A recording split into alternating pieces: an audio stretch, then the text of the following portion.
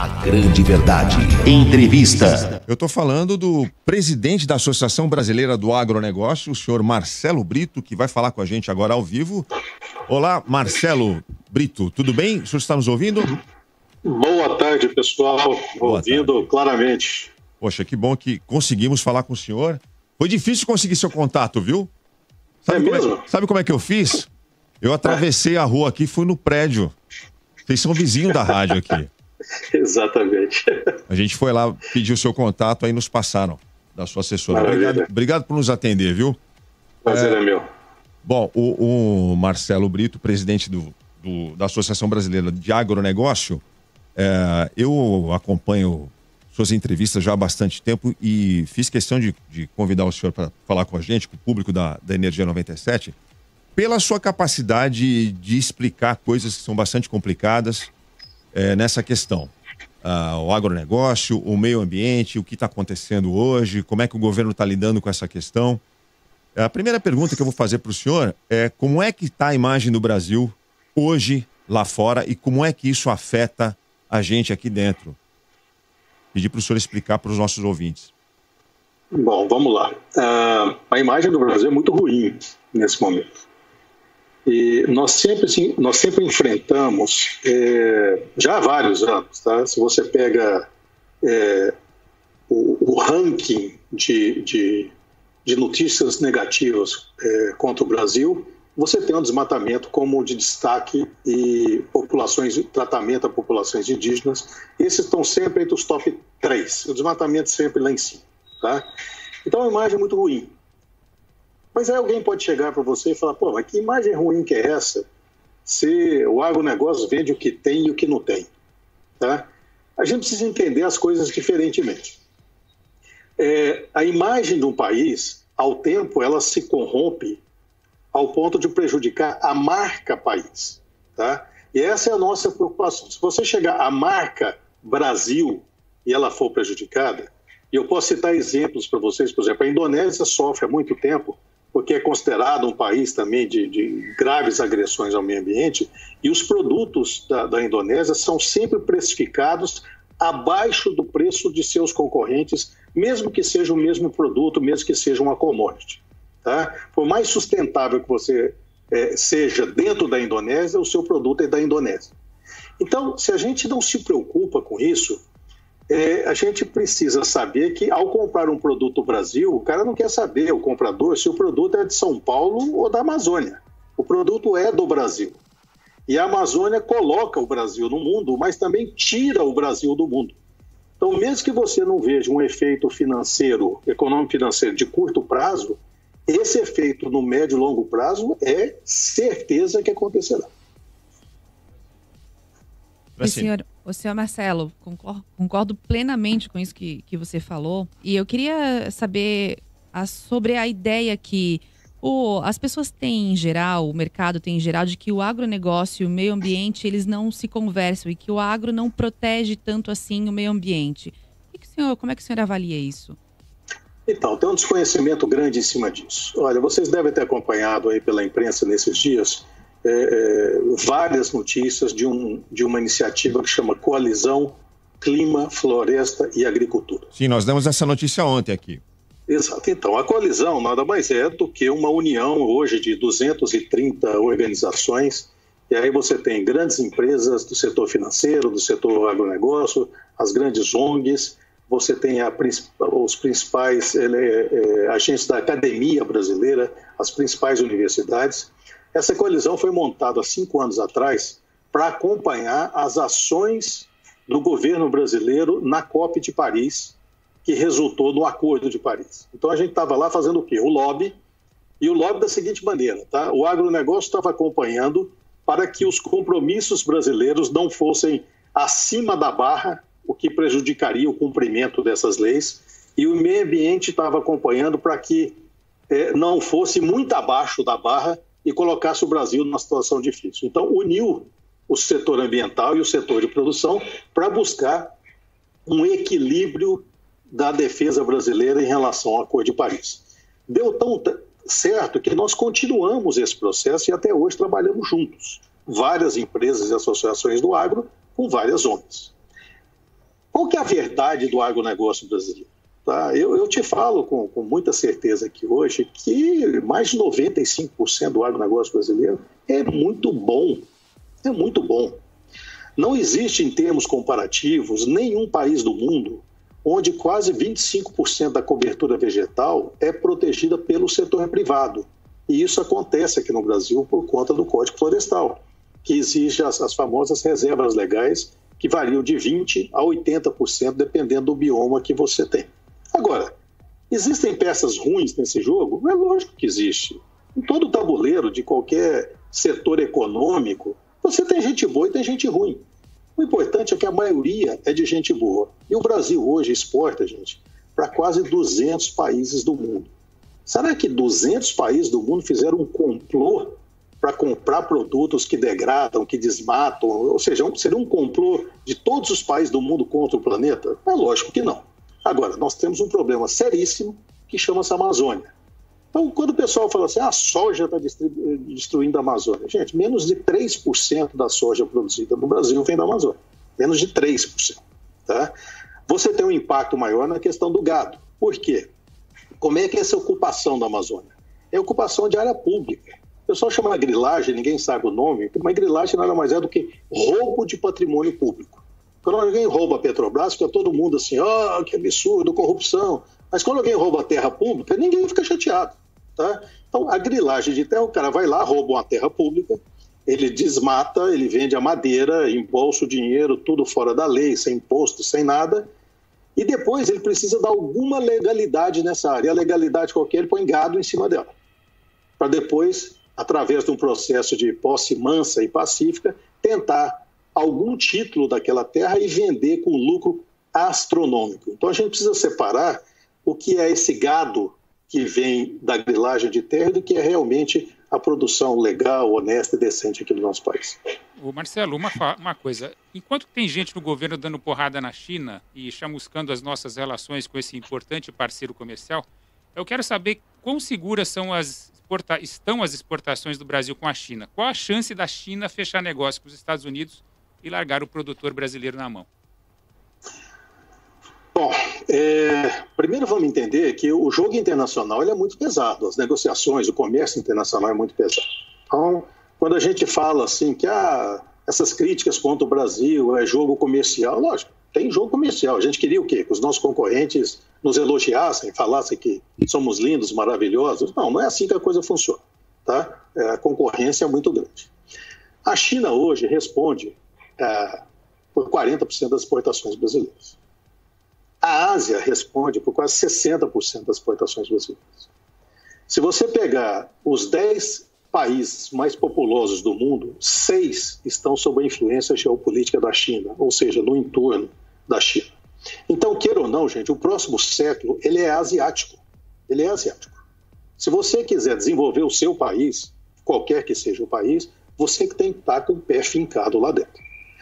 Nós tivemos uma sorte danada dessa briga geopolítica entre Estados Unidos e China, que deu de graça ao Brasil um enorme mercado de soja, carnes, aí eu estou falando de bovino, de frango, teve a questão dos suínos também, por conta da febre africana lá. Então, ou seja, nós ganhamos de graça esse mercado por conta dessa briga geopolítica. Mais cedo ou mais tarde, isso vai voltar. Isso vai voltar. Eles vão voltar a comprar dos Estados Unidos. Só que o que ocorreu ali, a gente precisa entender nas relações internacionais, houve uma quebra de confiança entre China e Estados Unidos. E a confiança se demora muito para construir. Então, durante muito tempo, se o Brasil parar de fazer besteira, parar de criticar por bobagem, ou seja, se a gente fizer o trabalho de casa e se mostrar um fornecedor confiável, a gente mantém um bom naco desse pedaço que nós tomamos dos Estados Unidos. Agora, se a gente entrar nessa bobagem de radicalismo político, sabe, de fazer geopolítica através de chibi e não através de relações sérias, aí sim a gente pode perder um naco muito grande e importante do fornecimento que nós temos hoje para a China. E lembremos o seguinte, não é só o que vai, é o que vem também. Nós temos um grande percentual dos insumos utilizados pela indústria brasileira de todos os setores que vêm da China. Sr. Marcelo, há um pensamento na extrema-direita hoje e que tem eco até nas universidades, a dizer que os países do primeiro mundo já desenvolveram seu parque industrial, já destruíram as suas florestas e que agora impõem por meio de ONGs um modelo não desenvolvimentista para o Brasil, para que o Brasil seja um eterno exportador de grãos e se torne o celeiro da China. O que o senhor acha desse pensamento? Eu acho um pensamento esdrúxulo, não encontra eco na inteligência e nem no histórico da ciência. Olha, gente, quem já teve a oportunidade de ir ao hemisfério norte sabe que no inverno a coisa fica feia. Então, países milenares, como os europeus, ou um pouquinho mais velho do que o Brasil, como os Estados Unidos, durante muitos e muitos anos, ou você cortava as florestas para você cozinhar e para você se manter aquecido, ou você dizimava a população toda no inverno. Então, esse era o contexto do desenvolvimento. Os navios eram de madeira, as casas eram de madeira, ou seja, toda a economia gerava em volta da madeira. Agora, nós estamos no século XXI, nós estamos em 2020. A economia não circula mais em volta da madeira. Os Estados Unidos já recuperaram mais de 70% das florestas que eles perderam durante o processo de desenvolvimento deles. E olha que o processo de reflorestamento lá começou em 1897. Tá? O Japão, que depois da Segunda Guerra não tinha mais nada de floresta, o país estava dizimado, hoje tem uma cobertura vegetal maior do que o Brasil. Maior do que o Brasil. Tá? Então, o fato da gente ser exportador de commodity não tem nada a ver com floresta. Tem a ver com uma política errada de industrialização do país feita nos últimos 40, 50 anos. Um país fechado, muito protegido, sem deixar que a tecnologia entrasse. Ou seja, nós perdemos a capacidade de acessar o mundo nessas tecnologias de ponta. O que sobrou para nós? Alimento e meio ambiente. Não existe um país que tenha condição de ser uma potência agroambiental maior do que o Brasil. E aí o seguinte, com inteligência, nós transformamos o mercado de carbono na terceira safra do agronegócio brasileiro, e aí sim, talvez o rendimento que a gente tenha nesse mercado de carbono seja muito superior às margens que nós obtemos hoje no agronegócio. Agora, o agronegócio, a gente processa muito. 58% de tudo que é produzido pelo agronegócio brasileiro é industrializado dentro do Brasil. 58%. É o que a gente come todo dia. As pessoas esquecem que o agronegócio é o que a gente come todo dia, é o que a gente veste todo dia, do tênis, da borracha natural até a roupa, do 25% da gasolina que está no carro, ou do etanol completo, 12% do biodiesel, e pelo menos aqui no Centro-Sul, 19% da energia elétrica gerada. Isso é tudo agronegócio. Então, Marcelo, podemos então dizer que está muito distante, milenarmente distante, um futuro em que o Brasil vai se tornar uma potência tecnológica? Não, eu não acho isso não, sabe por quê? As interações hoje entre os países são muito diferentes. O que está milenarmente distante é o Brasil ser o comandante de um processo tecnológico, do desenvolvimento tecnológico. Isso não vai acontecer. Tá? O Instituto Nacional de Pesquisas da Amazônia tem uma verba anual para pesquisa de 50 milhões de reais. A Universidade de Stanford, nos Estados Unidos, tem uma verba anual de 500 milhões de dólares. Você acha que a gente tem alguma chance de chegar perto em desenvolvimento de pesquisa? Em bioeconomia, a Alemanha está colocando 3,5 bilhões de euros para os próximos 5 anos somente em pesquisa e desenvolvimento. Nós temos alguma chance de acompanhar? Então, assim, nós seremos o comprador da tecnologia e seremos o utilizador, porque essas empresas vão estar aqui dentro do Brasil. Mas o desenvolvimento, o recebimento por royalties, os royalties que mantêm a Suécia no ponto que ela está, que mantém a Noruega e a Dinamarca no ponto que ela está, isso nós não teremos. Poderemos ter, sim, se houver inteligência estratégica, dentro do campo ambiental, que deverá ser um enorme mercado nos próximos anos, mas aí depende de uma reorganização da sociedade brasileira. Bom, já que a gente não pode depender tanto da tecnologia, apenas 2% do PIB é investido só em tecnologia, eu queria perguntar para o senhor Marcelo, dada a importância do agronegócio para a nossa economia, e você falou muito, senhor Marcelo, de fazer o trabalho de casa, né? Que o país precisa fazer o trabalho de casa, mas por onde começar, já que nós somos tão reféns das políticas públicas?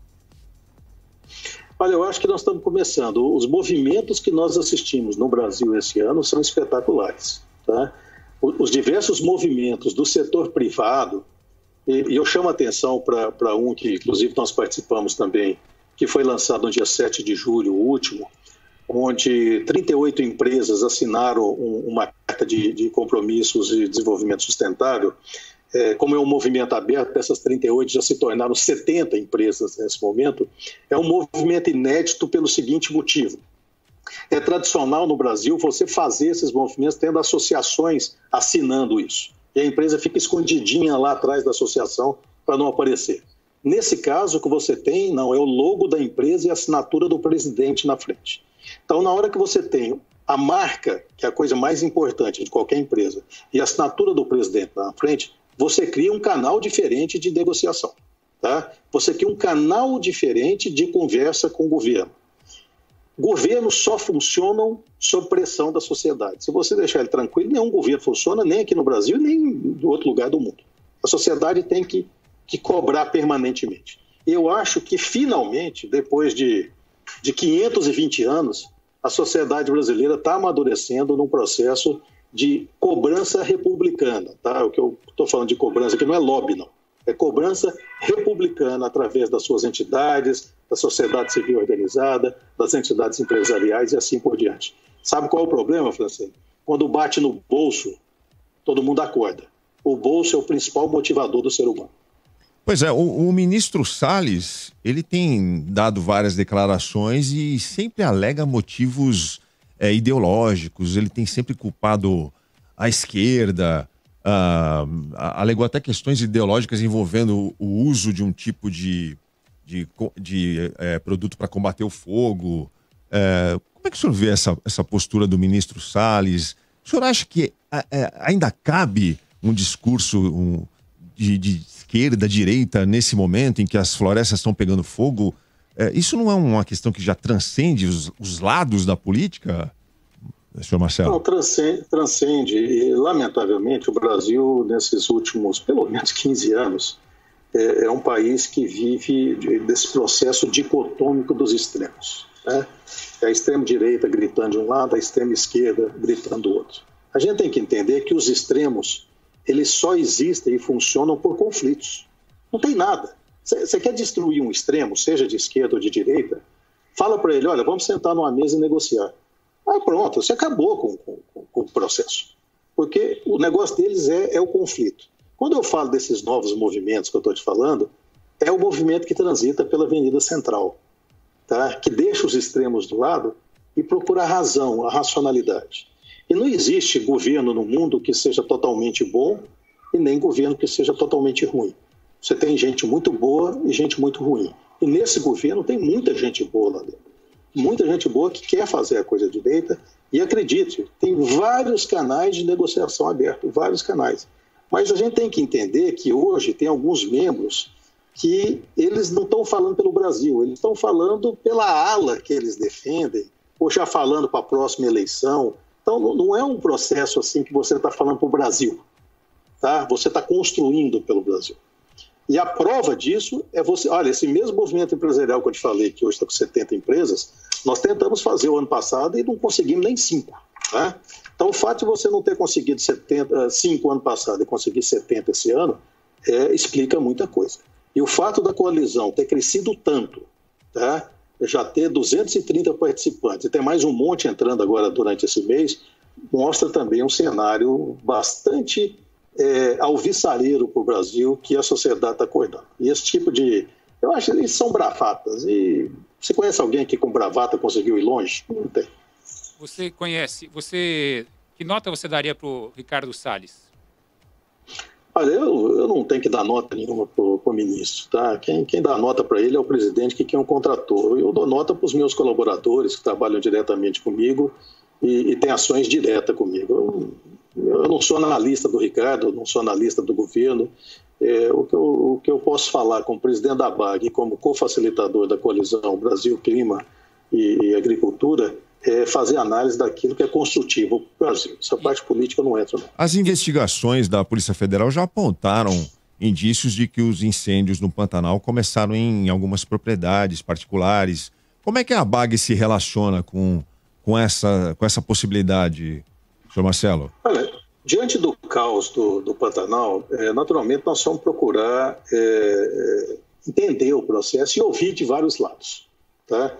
Então, por exemplo, eu conversei com um amigo que é um grande cientista ambientalista brasileiro, sabe, para mim um dos maiores nomes que tem aqui, que falou o seguinte: olha, Marcelo, não dá para acreditar um incêndio deste tamanho somente à mão humana. Como também não dá para acreditar a questão direta do desmatamento da Amazônia. Mas nós podemos acreditar 100% a questão de mudança climática.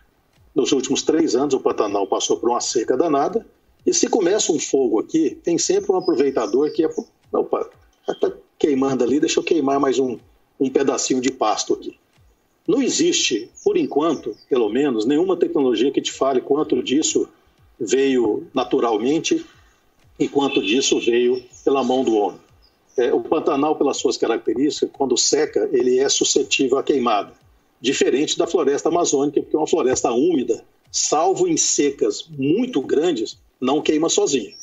A Amazônia, para queimar alguém, risca o fósforo. Tá? Mas o Pantanal não, ele pode ter o fogo também natural, e lamentavelmente é um desastre o que está acontecendo lá agora. A gente precisava ter mais ajuda para estar combatendo isso, mas sinceramente, para ser honesto, eu não sei dizer o que seria pela mão humana, o que seria pela própria natureza. A coalizão que o senhor está organizando e que já tem mais de 200 empresas, pretende algum dia se tornar um partido político? Não. O dia que isso acontecer, a coalizão acaba. Tá? Não tem, como eu te falei, já tem 5 anos que a gente faz isso, tá? E não tem como isso acontecer, sabe por quê? A coalizão é a reunião de divergentes. Ali você tem as ONGs, inclusive várias radicais, você tem empresas, algumas delas radicais também, e a gente utiliza a divergência pela busca de convergências. E isso não existe em partido político. Partido político não existe divergência, existe um comando. Na coalizão, não. Nós temos ali 230 vozes diferentes que, através de forças-tarefas, de grupos de estudos, de grupos executivos, de trabalhos, de estudos, a gente constrói convergências, consensos. Tanto que é o seguinte, a gente sempre busca resolver as coisas por consenso. Mas quando não dá, a gente faz por consentimento. Tá? E consentimento, gente, é muito mais difícil do que consenso. Porque às vezes consenso você pode tirar por pressão ou por poder. Consentimento não. É quando a pessoa fala assim, olha gente, eu não concordo com isso, não concordo 100%, mas em prol de um grupo melhor, de uma resposta melhor, eu dou meu consentimento para que isso siga adiante. Então, na verdade, isso é um grande exercício de cidadania. Talvez seja um dos raros fóruns de exercício de cidadania na sua essência no Brasil de hoje. Bom, doutor Marcelo Brito, muito obrigado pelo seu tempo. A entrevista até se estendeu um pouquinho, porque, como eu já imaginava, foi um papo sensacional. O senhor está convidado a vir aqui, viu? Quando a pandemia permitir. É só atravessar a rua. O senhor está aqui em frente da gente aqui. Pô. Exatamente. Vem tomar um café. Grande prazer. Vem tomar um será café. Um grande prazer. Contem conosco. Verdade. Muito obrigada, seu Marcelo. Obrigado, Marcelo Brito. Obrigado a vocês. Uma boa tarde.